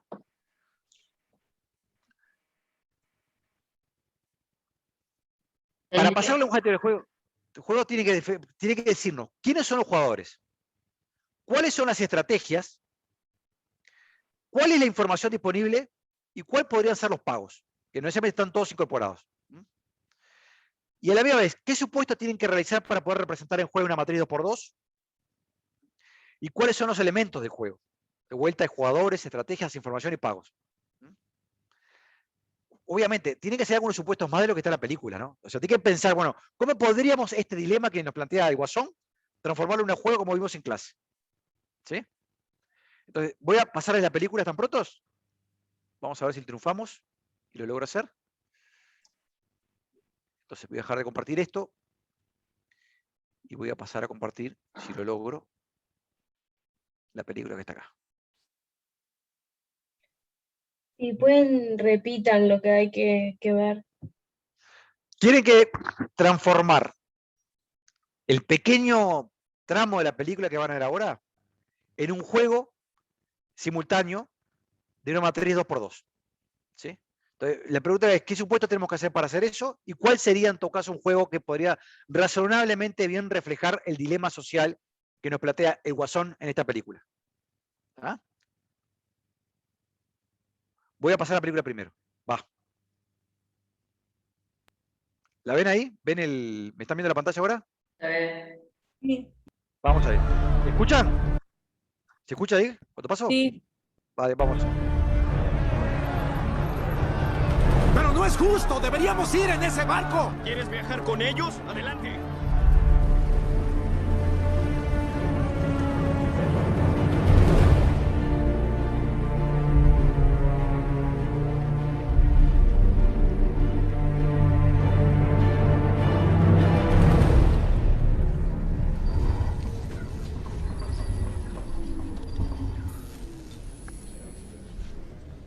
Señor, detuvieron las máquinas. Sí, avisa por radio. Diles que volveremos y los llevaremos cuando dejemos a esta basura. Liberty, aquí el Spirit. Respondan. ¿Qué fue eso? ¿Qué está pasando? Liberty, respondan. Aquí el Spirit. Cambio. Sí, aquí el Liberty. ¿Qué sucede? Cambio. Liberty, nos pasó lo mismo. Perdimos a las máquinas. Liberty, informe su situación. Fox, algo sucede en los ferries. Baja al cuarto de máquinas ahora. Oye, ¿qué pasa?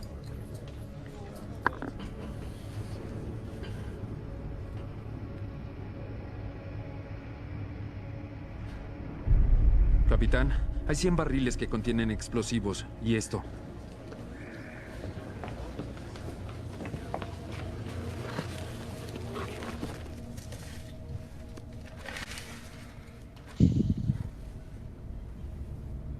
No puede ser. Parece una especie de detonador. ¿Por qué nos dejarían el detonador de una bomba a bordo? Esta noche serán parte de un experimento social. Con la magia del diésel y el nitrato de amonio, estoy listo para hacerlos volar hasta las nubes. Liberty, responda, cambio. Se cortó.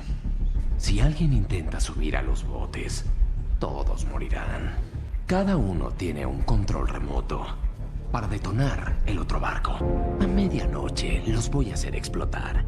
Sin embargo, si alguien presiona el botón, los de ese barco vivirán. Entonces, ¿quién se atreverá?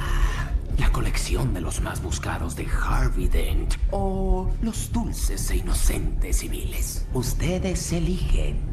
Oh, y deben decidir pronto, porque la gente del otro barco tal vez no sea tan noble.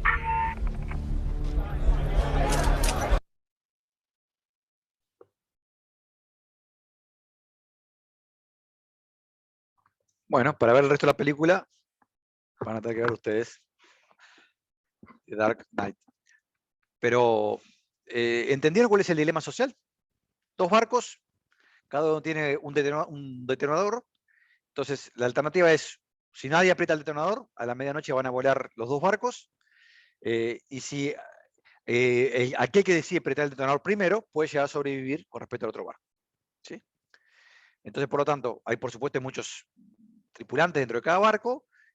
Tienen que poder ustedes buscar la manera de qué supuestos tenemos que hacer para poder expresar esto en un juego 2x2, donde hay estrategias, 2 estrategias, por definición el juego es por 2x2, y cómo podrían llegar a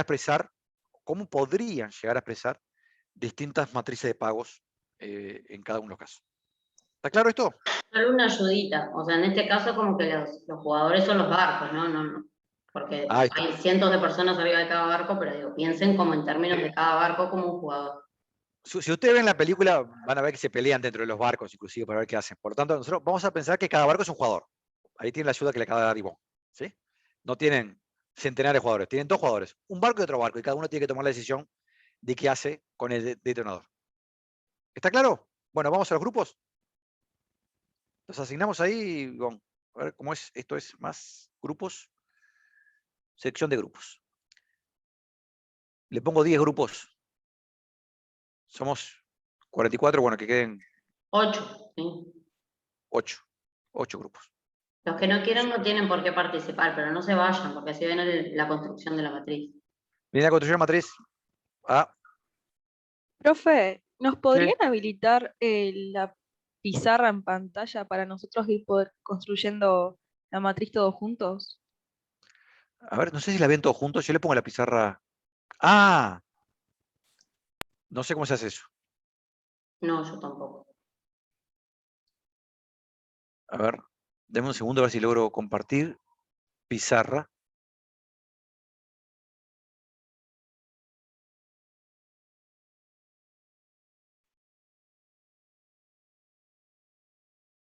Yo le pongo pizarra. No sé si le pueden usar ustedes, ¿eh?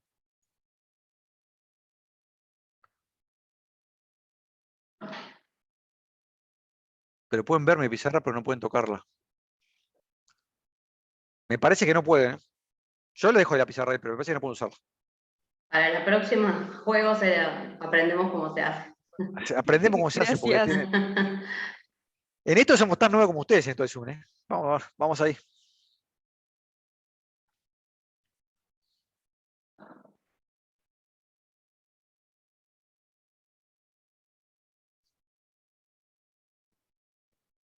¿Los cantaste? Ahí están yendo. Creo que están yendo, ¿no? Sí, sí.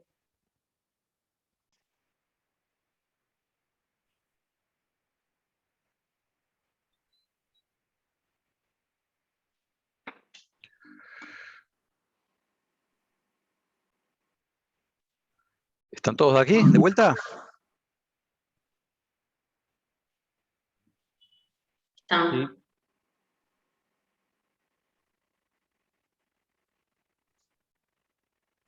Déjeme volver al...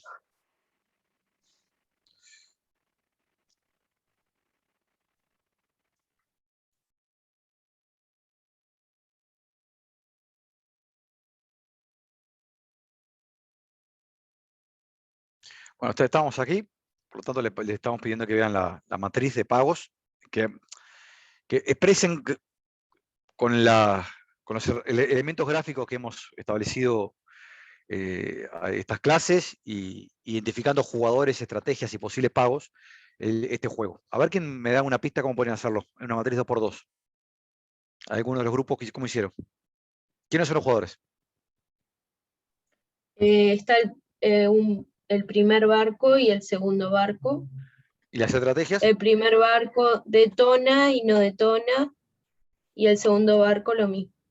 Por lo tanto, es un juego simétrico, 2x2, ¿verdad? ¿Y cuáles podrían ser los? Ahora vamos a discutirlo y vamos a hacer una segunda sesión de grupos con ustedes, pero no lo vamos a hacer por un tema de tiempo. ¿Cuáles podrían ser los pagos? Es un poquito más complicado. Ahora, Belén contestó correctamente. La forma de representar esto puede ser que tengo 2 jugadores, barco 1, barco 2, y 2 estrategias para cada uno, detonar, no detonar. Julieta, levanta la mano. Adelante, Julieta. Morir o no morir creo que son los pagos, pero no estoy segura. Bueno, en realidad es el valor que le da a la muerte de uno, pero hay otra alternativa también. ¿Me importa solamente, necesariamente, mi muerte?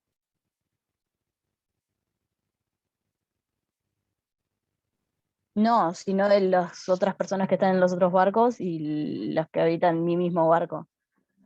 Por lo tanto, en realidad los pagos van a depender de cuánto valoro mi propia vida, el barco, ¿no? Como tal. Cuánto valora la vida de las personas que le integran ese barco y cuánto valora también la vida de los otros que están en el otro barco. ¿Verdad? Porque no solamente puede que tenga criterios altruistas, o sea, solamente no miro mi vida, sino que miro también la vida del otro barco al cual tengo la alternativa de volar por los aires. Entonces, de alguna manera, la forma que establecemos el juego y el resultado posible del juego va a depender de lo que ustedes bien dijeron, como planteó Belén, cuántos jugadores hay, cuáles son las estrategias, pero también cómo definimos la matriz posible de pagos en estos casos. ¿Ah? Y vamos a dividirlos a ustedes, que en realidad con algunos criterios distintos para que vean un poquito cómo pueden conformarla. ¿Sí? Los supuestos que estamos trabajando, que tienen que ver con lo que la planteó Ivonne también al comienzo y que ustedes están bien trabajando, es que por un lado todos los pasajeros tienen preferencias idénticas en cada barco, por lo tanto podemos asumir que tenemos un solo jugador que es cada barco. El hecho que estemos asumiendo que hay un jugador que es el barco 1 y otro jugador que es el barco 2, quiere decir que al interior de cada barco no hay diferencias en cuanto a las preferencias. Y el supuesto es básicamente que el jugador es el barco o que hay un solo tripulante en cada barco. Parece razonable, como le plantea Julieta, que morir nos genera desutilidad. Pero también nos debe generar desutilidad, posiblemente a muchos de ustedes, matar. Por lo tanto, de alguna manera, el pago que recibe cada uno de los, ante cada estrategia posible, detonar o no detonar, tiene que ver con esto. ¿Sí? Si yo no detono y el otro detona, lo que pierdo es mi muerte. ¿Y cuánto valoro mi muerte? Si yo detono para salvarme la vida, puedo estar ganando lo que valoro mi vida, pero pierdo, ¿sí?, el hecho de haber cometido, haber pasado a otro mundo, al otro barco. ¿Sí? Por lo tanto, en algún sentido, lo que están haciendo los jugadores es calibrando un poquito esto. Y la decisión que va a tomar va a tener que ver con esto también, cuánto le cuesta o cuánto internamente valoran la vida del otro, y dicen, bueno, no puedo volarlos, y cuánto de alguna manera valoro mi vida exclusivamente. Depende un poquito de esta configuración. Nosotros íbamos a trabajar con ustedes de tal manera que la mitad de los grupos debería realizar el ejercicio asumiendo que la desutilidad de matar es mayor que la de morir, y la otra mitad asumiendo que la desutilidad de morir es mayor que la de matar. ¿Qué les parece a ustedes que pensó el Guasón cuando diseñó esta situación para la gente? En relación a si la gente valora más su vida o la de los demás. ¿En qué estaba pensando el Guasón?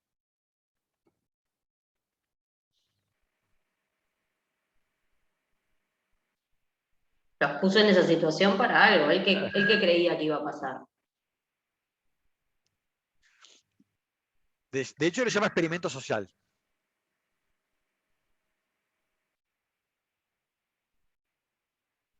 Alguien pone ahí en el chat, Alejandro, que el Guasón lo que piensa es que la gente valora más su vida que la de los demás.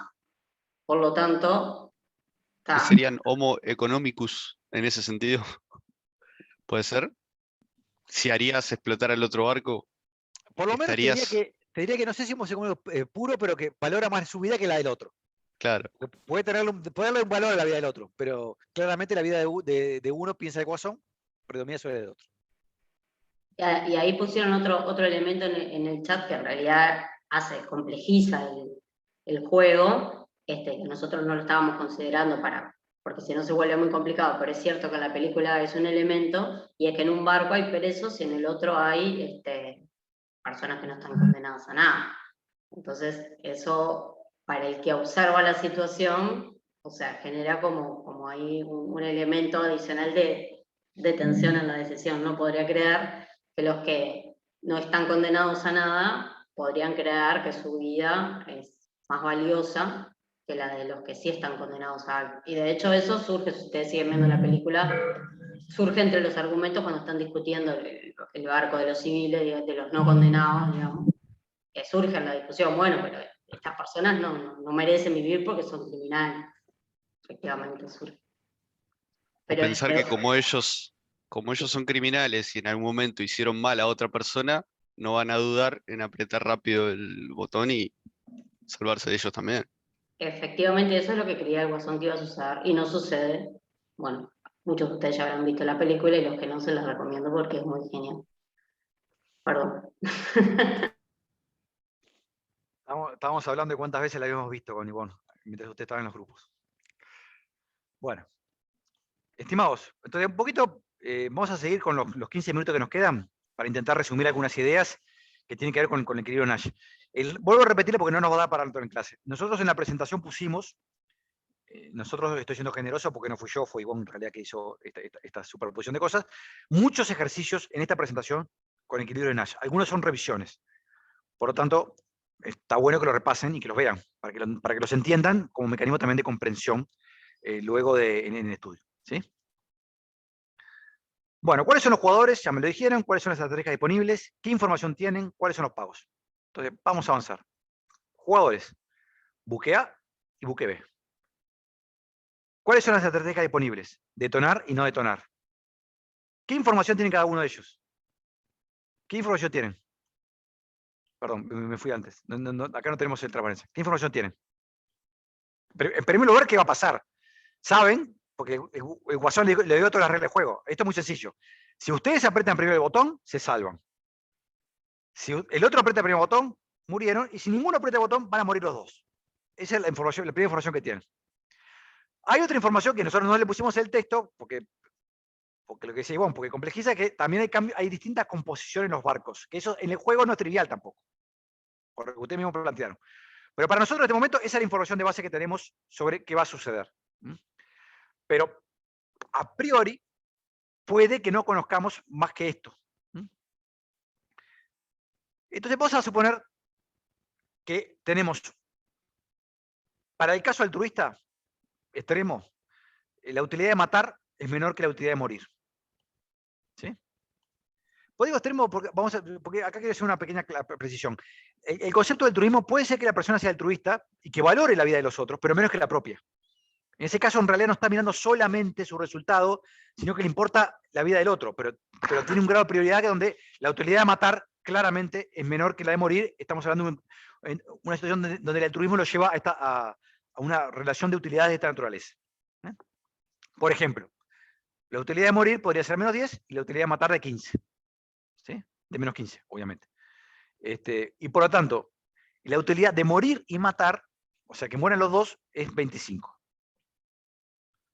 Para el caso de los egoístas, vamos a suponer que la utilidad de matar es mayor que la utilidad de morir, y hacemos exactamente lo contrario en cuanto a las utilidades relativas. La utilidad de morir es menos 10, la de matar es menos 5, y la sumatoria es menos 15. ¿Sí? Entonces, vamos a conformar el juego este. Ustedes ya me dijeron, ¿quiénes son los jugadores? Buque 1 y buque 2. Ahí está. Esto parece, la verdad que parece, ustedes hasta pueden sentir que tiene cierto grado de infantil, pero es bien importante que ustedes logren definir un juego, ¿sí? Correctamente. Miren que esto lo hemos visto, o sea, le planteamos juegos con las características que vimos hoy y les cuesta mucho definir todos los componentes del juego. Cuando me refiero a todos los componentes, ¿quiénes son los jugadores? ¿Cuáles son las estrategias disponibles? ¿Y cuál es la matriz de pagos asociada a la interacción de esas estrategias? ¿Sí? Entonces vamos por esa parte. Buque A y buque B. Son los dos jugadores. ¿Dudas con respecto a esto? ¿Les queda claro a los 40 que se quedaron en la clase? Las estrategias entonces, ¿cuáles son? Detonar y no detonar. Detonar o no detonar. Muy bien. Jenny fue, ¿no? Que hablaste. Sí. Vamos a este caso. ¿Cuáles son los pagos? No detonar, no detonar. Fíjense que estamos asumiendo, en este caso, que la situación de los altruistas. Una aclaración, Rodrigo, antes, que por el chat hoy más arriba habían puesto como que las estrategias eran morir o no morir, y eso estaría mal, porque en realidad, por eso parece que es como fácil, pero en realidad definir exactamente cuáles son las posibilidades, las estrategias que tiene cada uno es clave, y es donde en general se confunden. Acá las estrategias no son morir y no morir, ¿sí? Porque, o sea, también está el costo de matar a los demás. O sea, cuando vos no morís, elegís matar a los otros. Por eso las estrategias definidas correctamente son detonar y no detonar. Y no morir y no morir. ¿Sí? Porque además las opciones que tienen, como es detonar y no detonar. morir no es una estrategia, porque puede morir aun cuando detona y aun cuando no detona, porque depende de lo que haga el otro también. Sí, sí, si el otro lo hace más rápido, lo puede matar igual, claro. O si no, ninguno de los dos O detona. lo hacen a la vez, sí. ¿Está claro? Entonces, vamos a ver un poquito la materia de pagos. Si ninguno de los dos detona, ¿qué va a hacer el guasón?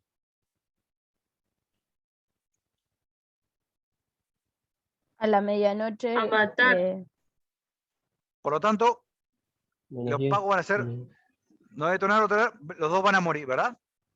Para el buque A, ¿por qué tenemos estos dos pagos? Porque en realidad, si el buque A B no detona y el buque A tampoco detona, lo que va a pasar es que mueren los dos. ¿Sí? Si el buque A detona y ellos no detonan, el buque B muere. Por lo tanto, pierde menos 10 también. ¿Está claro esto? Muchachos. Sí. ¿Qué le pasa al buque B si decide detonar? Bueno, los pagos que va a tener depende de qué hace el buque A también. Si el buque A también decide no detonar, ¿qué va a pasar? ¿Cuánto es la materia de pago que recibe? Es altruista. Menos 15. Menos 15, muy bien. Y en realidad, cuando mueren todos, recibe menos 25. ¿Sí? ¿Está claro esto? Buque A. Lo mismo. En el caso de esto simétrico, no detonar, tiene menos 10. Si él no detona y el otro detona, pierde menos 10 porque lo que hace es morir, pero le importa más la vida del otro. Y detonar y no detonar, le queda menos 15 y menos 25. Ahí tienes las materias de pagos. ¿Tienen dudas con respecto a esto?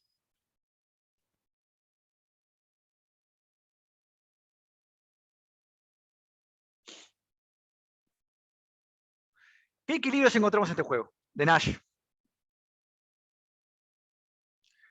¿Cuál es la mejor estrategia si el buque B detona, no detona? ¿Cuál es lo mejor que puede hacer el buque A? No detonar. Y en este caso, si el buque B detona, ¿qué es lo que puede hacer el buque A? ¿Qué es lo mejor que puede hacer el buque A? También, no detonar. Por lo tanto, ¿el buque A tiene una estrategia dominante? Sí. Vamos al revés. Buque A, no detona el buque A. ¿Qué puede hacer el buque B? Lo mejor que puede hacer el buque B. No detonar. No detonar. Detona el buque A. ¿Qué puede hacer el buque B? No detonar. No detonar, ¿verdad? Por lo tanto, ¿hay un equilibrio acá? ¿Dónde está el equilibrio? Muchachos, No detonar. no detonar, no detonar. Estamos en sesión de altruismo, ¿verdad? No detonar, no detonar. ¿Qué tipo de equilibrio es, según lo que vimos en la clase pasada y esta clase? ¿Es un equilibrio de estrategias dominantes? ¿Es un equilibrio de Nash? Estrategia dominante. Es un equilibrio de estrategia dominante que además, como ya sabemos, es también un equilibrio de Nash por lo que vimos, porque el equilibrio de Nash, el equilibrio en una estrategia dominante es un caso particular del equilibrio de Nash, ¿sí? Pero efectivamente acá hay un equilibrio en estrategias dominantes. ¿A quién le queda duda con respecto a esto? Vamos a la otra. Los pasajeros son egoístas. Entonces la desutilidad de morir es mayor que la de matar. La utilidad de morir es menos 10 y la de matar es menos 5. Por lo tanto, ahí tenemos una matriz de pagos. En este caso, el equilibrio, ¿qué va a pasar? Si el buque B decide no detonar, ¿qué es lo mejor que puede hacer el buque A?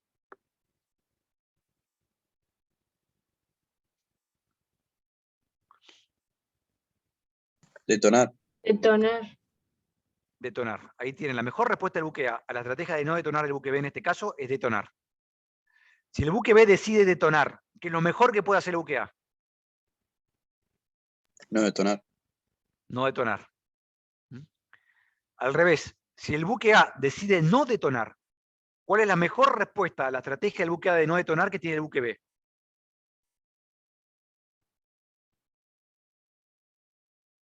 ¿Dónde le va mejor? Si A detona. Decide no detonar, perdón. Detonar. Detonar. Perfecto. Y en el caso de detonar, si que el buque A decida detonar, ¿qué es lo mejor que puede hacer el buque B? Detonar. Ahí está. ¿Cuántos equilibrios tenemos acá, entonces? Cuando son egoístas. ¿Uno? ¿Uno solo? Están marcados en el cuadradito acá, miren acá. No detonar, detonar es un equilibrio, y detonar, no detonar es otro equilibrio. ¿Sí? Hay dos equilibrios de Nash. ¿Hay estrategia dominante en este caso? No. Ninguno de los dos tiene estrategia dominante. Lo mejor que puedo hacer depende de lo que haga el otro. A diferencia de lo que pasaba en esta otra matriz, donde eran altruistas. ¿Sí? Observen cómo el equilibrio que vamos a obtener cambia en su configuración y en sus características cuando cambiamos la matriz de pagos. En esta segunda matriz de pagos tenemos dos equilibrios de Nash. No hay equilibrios de estrategias dominantes, hay dos equilibrios posibles de Nash. ¿Está claro esto, muchachos? ¿Dudas con respecto a esto? Más o menos, o sea, yo ahora veía, viste, el -10 en no detonar y menos 15 menos 15 ¿En cuál en matriz la estás hablando? segunda. Sí, dime, contame, dale. Y no sé, así mirándolo así veía también los equilibrios de Nash, pero la verdad que... ¿Dónde lo ves el equilibrio de Nash? ¿Cuál es la duda que tenés? ¿Por qué te parece que no hay equilibrio de Nash ahí? No, que así, viéndolo así rápidamente me confunde, capaz que tengo que... Ahora, tienen que ponerse a mirar cada uno de los casos, pero vamos a empezar por este equilibrio. El equilibrio no detonar, detonar. ¿Qué le pasa a si están en este equilibrio? ¿Sí? En donde B decide no detonar y A decide detonar. ¿Qué le pasa a si decide, bueno, dado que no detona B, en lugar de jugar detonar, ¿tiene incentivos para irse a no detonar? No, porque está perdiendo. Porque pierde, ¿verdad? Pierde -5, de hecho. Pasa de -5 a -10. ¿Sí? Y al revés, si A está decidiendo detonar, ¿el buque B tiene incentivos para pasarse a detonar? ¿Dejar de tomar esta decisión? ¿Qué le pasa al No, buque porque B? tampoco pierde. Porque pierde. Por lo tanto, acá estamos en un equilibrio de Nash. Y lo mismo sucede en este otro equilibrio de Nash. ¿Sí? Son dos equilibrios de Nash. Vamos a marcar los dos. Que son distintos. ¿Sí? Pero estos dos equilibrios de Nash, o sea, en esos dos lugares, ninguno de los dos actores tiene incentivos a salir de esa decisión. Por eso hay equilibrio de Nash. ¿Ah? Si salen de la decisión, dado que el otro actor no cambie su decisión, en realidad pierden. ¿Está claro? En eso consiste el concepto de equilibrio de Nash.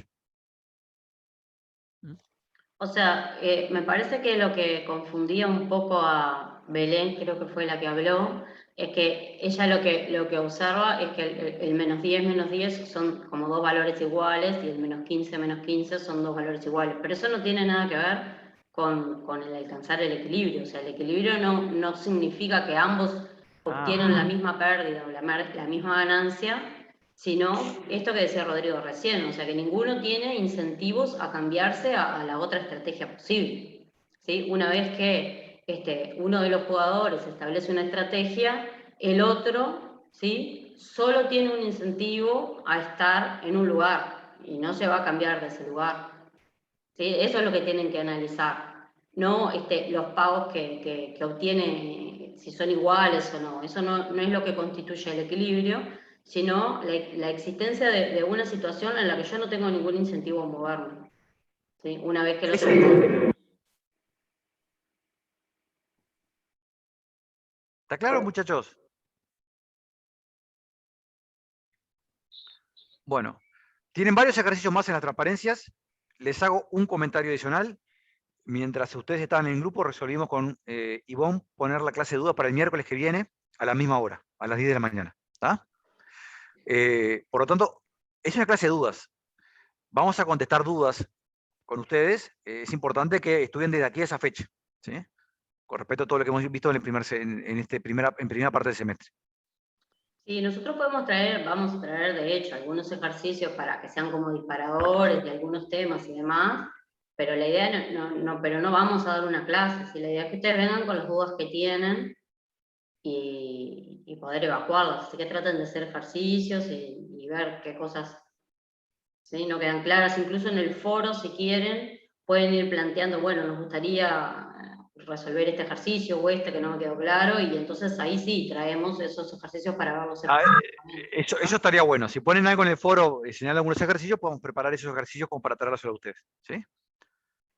Anthony, Julieta, estaba Julieta primero. Yo tenía la consulta de si esa iba a ser la única clase de consulta, porque a la misma hora cae el parcial de Derecho Civil.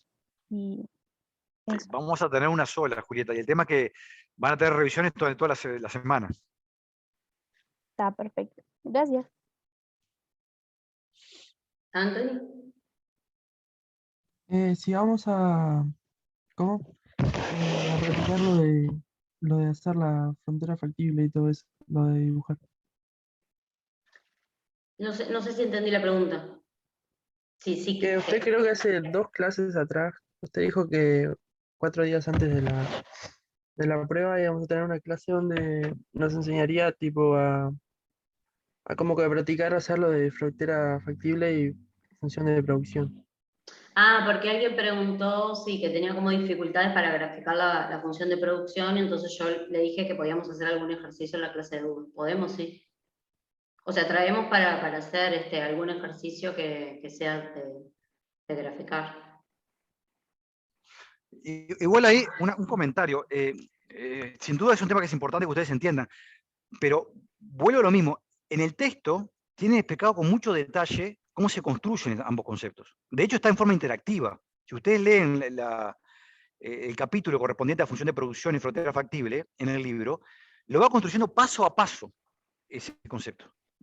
Yo le digo, por supuesto que nosotros lo hacemos en clase, pero no lo van a aprender en 10 minutos, 15 minutos que le quedemos nosotros a mostrarles cómo se construye.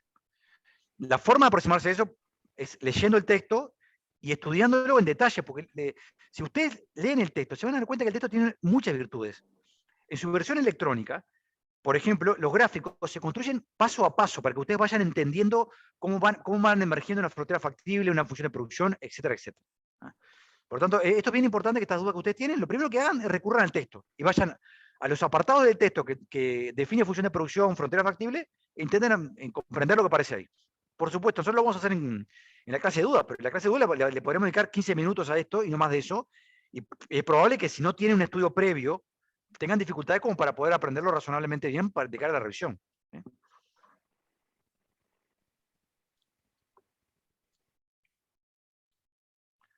Bueno, no sé, todas las cosas que a ustedes les vayan surgiendo como dudas, pueden ir planteando ahí en el foro, si nosotros preparamos esa clase como reforzando en particular las cosas que ustedes vayan planteando ahí.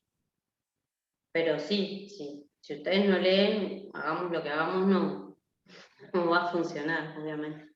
Claramente, para salvar la materia, no es suficiente concurrir a clase. Está diseñado de otra manera este curso. ¿Sí? Por eso insistimos mucho del primer día. O sea, nosotros partimos de la base que ustedes, que además no son muchos, si lo hubiesen hecho por semana, estamos hablando de unas pocas páginas por semana que tienen que leer. Pero es bien importante que hagan eso, porque nosotros partimos de la base que lo que hacemos es presentarle a ustedes razonamiento con ejemplos que se sostienen en lecturas previas. Por eso es cuando aparece este tipo de dudas, lo primero que tienen que hacer ustedes es ir al texto e intentar leer en el texto estas cuestiones que están bien definidas y están trabajadas de una manera muy intuitivas.